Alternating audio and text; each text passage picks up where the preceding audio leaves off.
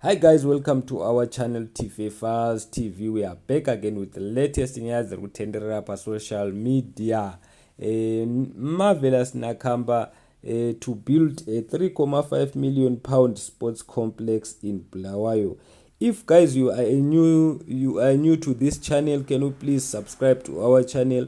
And if you are a returning subscriber, welcome back. And please guys, don't forget to like our videos. Marvelous Nakamba to build a 3.5 million pound sport complex in Bulawayo. He may have been knocked down the pecking order at Aston Villa, but midfielder Marvelous Nakamba continues to make a huge difference. The 20-year-old is funding a giant new 3.5 million pound sport complex, which will be complete with 2 full-size football pitches. The other one will be in Mahashula and close to where Nakamba grew up in Bulawayo.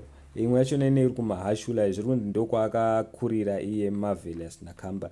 The sports complex name is going to be called by his name, Nakamba Complex. The facility will also feature an outdoor swimming pool and a courts for tennis, basketball and volleyball, as well as office space, a gymming site, bedrooms and changing facilities. Ndo zvinhu zviri kunzi zvichaiswa ikoko, kuchaiswa maswimming pool, matennis courts, mabasketball, bedrooms, zvinhu zvakawanda zvakasiyana siyana, of which vanhu vaenda vakanonyora zvinhu zvakawandawo zvakasiyana siyana. Pane good news iri kutaurwa kunzi Marvelous Nakamba is going to build a huge complex. Vamwe vakati that's good news, vamwe vati apa ane hama dziri kutambura. Vanhu munongoziva vanhu kuti vanhu vanongotaura zvisina kunaka, pane zvinhu zvakanaka. Varipo vadedzera kuti ane hama dziri kutambura asada kuvaka macomplex, ngadzikame ngagare pasi. Vamwe vakati yet when he was told to leave the club, Zimbos couldn't even say nice stuff. Shout out to him. Vamwe vakauya vakati he is doing a way better job than the president himself. Vamwe vati keep it up. Vamwe vati he will build it with what money, who are his partners. Vanhu vari kutaura zvakasiyana siyana, vanhu vari kutomunyomba. Vamwe vati what a good comeback, well done to him. Vamwe vati another money to be looted soon, let's pray it comes to success. Vamwe vakati unopera mari mfana iwewe, dzikama. Vamwe vati trust the process. Vamwe vati he can't be 2018 mudhara uyu.